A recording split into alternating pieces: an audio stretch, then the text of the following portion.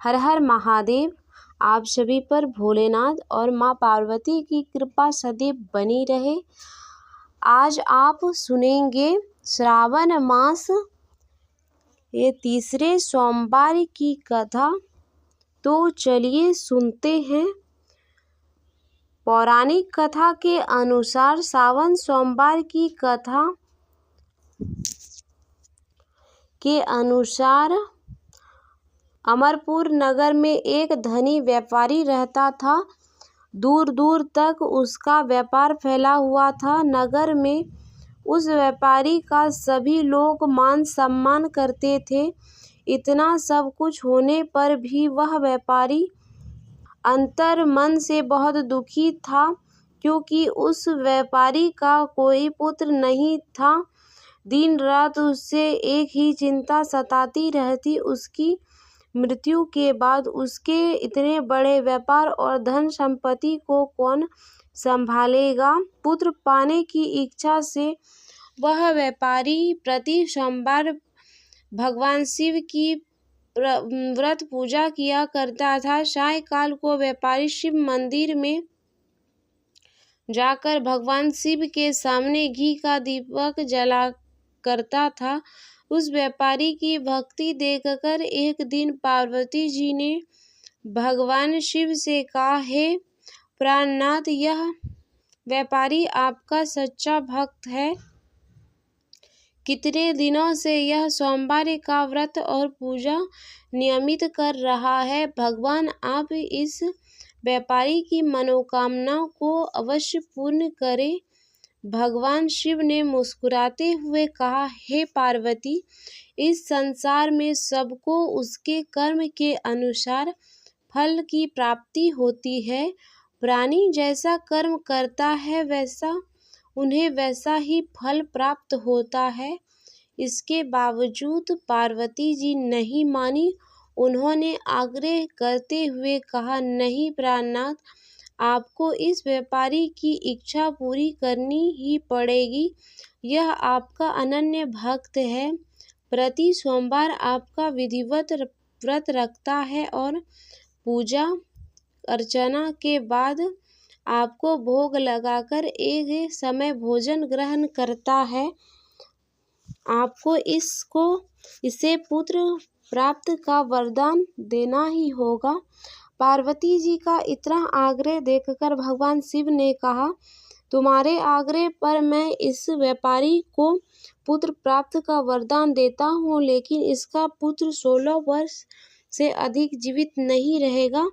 उसी रात भगवान शिव ने स्वप्न में उस व्यापारी को दर्शन देकर उसे पुत्र प्राप्त का वरदान दिया और उसे पुत्र के 16 वर्ष तक जीवन रहने की बात बताई। भगवान के वरदान से व्यापारी को खुश तो हुए, लेकिन पुत्र की अल्पायु की चिंता ने उस खुशी को नष्ट कर दिया। व्यापारी पहले की तरह सोमवार का विधिवत व्रत करता रहा। कुछ महीने पश्चात उसके घर अति सुंदर पुत्र उत्पन्न हुआ। पुत्र जन्म के व्यापारी के घर में खुशियां भर गई। बहुत धूमधाम से पुत्र जन्म का समारोह मनाया गया। व्यापारी को पुत्र जन्म की अधिक खुशी नहीं हुई, क्योंकि उसे पुत्र की अल्पायु के रहस्य का पता था। यह रहस्य घर में किसी को नहीं मालूम था। विद्वान ब्राह्मणों ने उस पुत्र का नाम अमर रखा। जब अमर 12 वर्ष का हुआ तो शिक्षा के लिए उसे वाराणसी भेजने का निश्चय हुआ। व्यापारी ने अमर के मामा दीपचंद को बुलाकर और कहा कि अमर को शिक्षा प्राप्त करने के लिए वाराणसी छोड़ आओ। अमर अपने मामा के साथ शिक्षा प्राप्त करने के लिए चल दिया।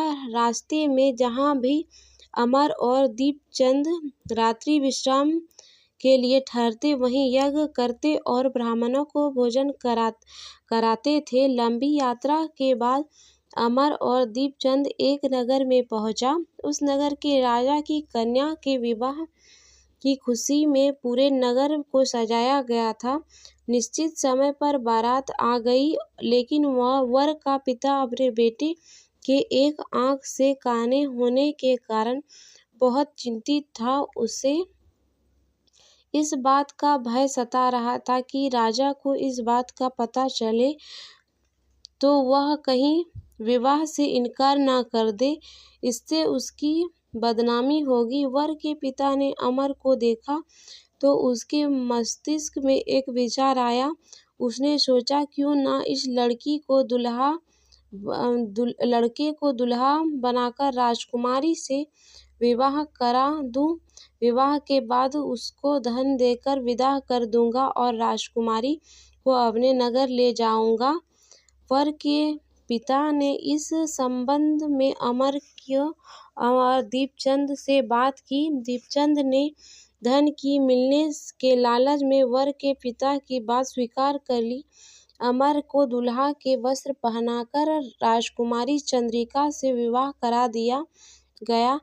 राजा ने बहुत सा धन देकर राजकुमारी को विदा किया। अमर जब लौट रहा था तो वह सच नहीं छिपा सका और उसने राजकुमारी की ओढ़नी पर लिख दिया, राजकुमारी चंद्रिका, तुम्हारा विवाह तो मेरे साथ हुआ था। मैं तो वाराणसी शिक्षा प्राप्त करने जा रहा हूँ। अब तुम्हें जिस नवयुवक की पत्नी बनना पड़ेगा वह कान्हा है। जब राजकुमारी ने अपनी ओढ़नी पर यह लिखा पढ़ा तो उसने काने लड़के के साथ जाने से इनकार कर दिया। राजा ने सब बातें जानकर राजकुमारी को महल में रख लिया। उधर अमर अपने मामा दीपचंद के साथ वाराणसी पहुंच गया। अमर ने गुरुकुल में पढ़ना शुरू कर दिया। जब अमर की आयु 16 वर्ष पूरी हुई तो उसने एक यज्ञ का आयोजन किया था। यज्ञ की समाप्ति पर ब्राह्मणों को भोजन कराया और खूब अन्न वस्त्र दान किए। रात्रि को अमर अपने शयन कक्ष में सो गया।